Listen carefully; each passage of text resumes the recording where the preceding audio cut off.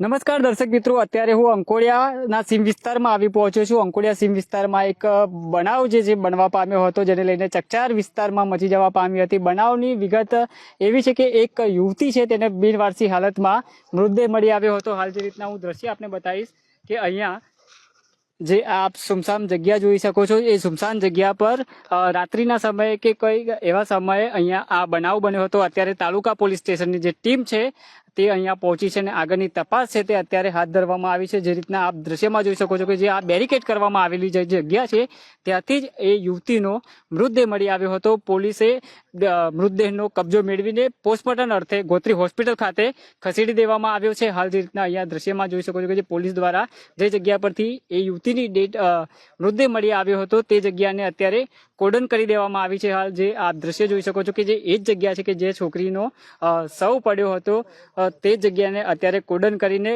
તાલુકા પોલીસે તપાસના ચક્રો ગતિમાન કર્યા છે. જે રીતના અલગ અલગ દિશાઓમાં પોલીસ દ્વારા જે તપાસ છે તે શરૂ કરી દેવામાં આવી છે. સીસીટીવી ફૂટેજની પણ મદદ અત્યારે લેવામાં આવી રહી છે. આપ જે રીતના અહીંયા જે પોલીસનું આધુનિક જે મશીનરી છે તે પણ અહીંયા જોવા મળી રહી છે. જે રીતના આનાથી પણ જે પોલીસ દ્વારા તપાસ છે તે કરવામાં આવી રહી છે. મૃતદેહને ગોત્રી હોસ્પિટલ ખાતે પીએમ અર્થે ખસેડી દેવામાં આવ્યો છે. મૃતદેહનું પાછળનું કારણ પીએમ થયા બાદ જ ખબર પડશે. જે રીતના પોલીસે પણ તેમની જે કામગીરી છે તે અત્યારે સતત તેમના દ્વારા કરવામાં આવી રહી છે. જે આ જગ્યા અંકોડિયા સીમ વિસ્તારમાં આવેલું આ એક જગ્યા છે, ખુલ્લું ખેતર છે. ખેતરની આ જગ્યા જે અવાવરું જગ્યા કહેવાય કે અહીંયા સુમસામ રસ્તો છે, તે જગ્યા પર આ યુવતીનો મૃતદેહ મળી આવ્યો હતો, જેને લઈને વિસ્તારમાં ચકચાર મચી જવા પામી હતી. જે રીતના અંકોડિયા ગામના જે સરપંચ છે તેઓને પણ ઘટનાની જાણ થતા તેઓ પણ અત્યારે સ્થળ પર દોડી આવ્યા હતા.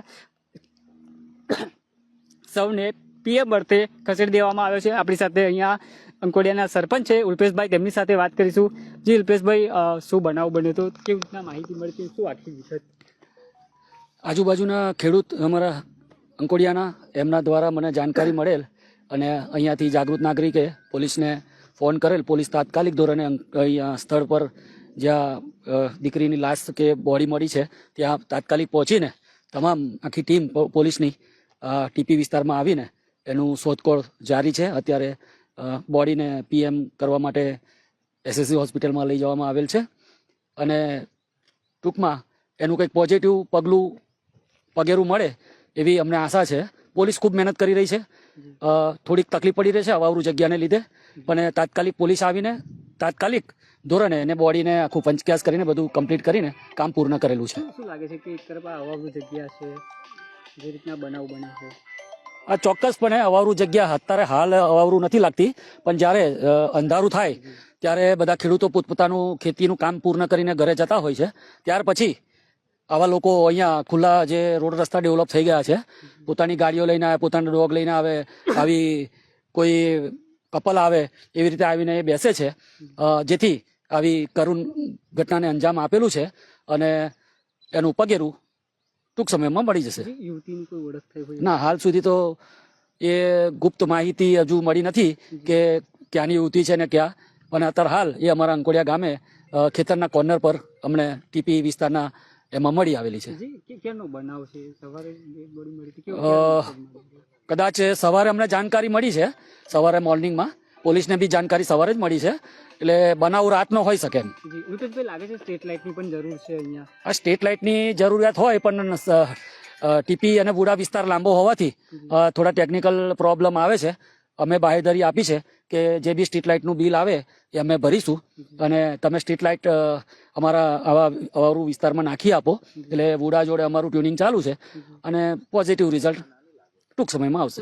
ગ્રામ્ય વિસ્તારમાં અનેક જગ્યાઓ પર આવા રોડ બન્યા છે, સુમસામ રસ્તા છે, ત્યાં કંઈક સેફટીને લઈને કરવા જેવું? સેફટીને લઈ તો પબ્લિકને સમજવું જોઈએ. પોલીસ તો બચારી એમના રૂટમાં ચાલતી હોય, પોલીસને બધા બહુ કામ છે, તમને સાચવવાના એકલા કામ નથી. પોલીસ તો બધું પોઝિટિવ કામ કરી જ રહી છે, પણ આપણે સમજી વિચારીને આવી જગ્યાઓ ના બેસીએ, જેથી કરીને પોલીસને બી આપણે સપોર્ટ કરી શકીએ. અને અમારા અંકોડિયા ગામમાં તો આ નજીકના સમયમાં બીજો ત્રીજો બનાવ બની ગયો છે. અમે બી હવે એનું કંઈક નિરાકરણ લાવીશું. પાપડી ન્યૂઝના માધ્યમથી શું અપીલ કરવા માંગશો કે જે આવી એકાંત જગ્યા પર જે લોકો આવી રહ્યા છે? એકાંત જગ્યાએ ખરેખર તો ના જવું જોઈએ, અને આવી અવાવરું જગ્યાએ અંધારામાં દિવસે અમારા આજુબાજુના ખેડૂતો હોય, આજુબાજુના વિસ્તારમાં જતા આવતા લોકો બી હોય, જેથી તમારી સેફટી રહે. રાત્રે તો કોઈ સેફટી રહેતી નથી, એટલે તમામ આ 25 વર્ષની દીકરી જેવું લાગે છે. હવે કયા કારણસર હત્યા થઈ છે મને ખબર નથી, પણ આ જગ્યાએ ખરેખર અંધારા પછી આવવું ના જોઈએ, કે જેથી કરીને પોલીસને તકલીફ ના પડે અને સેફટી પર્પઝ બી સારું રહે. દીકરીની બોડી જોઈતી કેવી હાલત? એટલે કન્ડિશન એવી જ હતી, થોડી બોડી ફૂલી ગઈ ને એવી જ હતી, એટલે એનું પીએમ કરવા માટે લઈ ગયા છે. જે ચોક્કસથી દર્શક મિત્રો આ હતા અંકોડિયા ગામના સરપંચ ઉલ્પેશભાઈ પટેલ. અને જે રીતના અહીંયા અંકોડિયા ગામનો આ સીમ વિસ્તાર છે ત્યાં એક યુવતીનો મૃતદેહ મળી આવ્યો છે તેવી વાત છે તે બહાર આવી હતી. ને જે રીતના પોલીસ દ્વારા પણ જે આની પાછળનું જે કારણ શોધવા માટે પણ જે તપાસના ચક્રો ગતિમાન કરી દીધા છે. અત્યારે જે રીતના દ્રશ્યમાં જોઈ શકો છો કે પોલીસ દ્વારા અહીંયા તેમની કામગીરી છે તે કરી રહી છે. અને જે રીતના આ એક અવાવરું જગ્યા છે અંકોડિયા ગામમાં સીમ વિસ્તાર આવેલું છે ત્યાં આ તમે દૂર સુધી અહીંયા જોઈ શકો છો કે અહીંયા રોડ રસ્તા છે.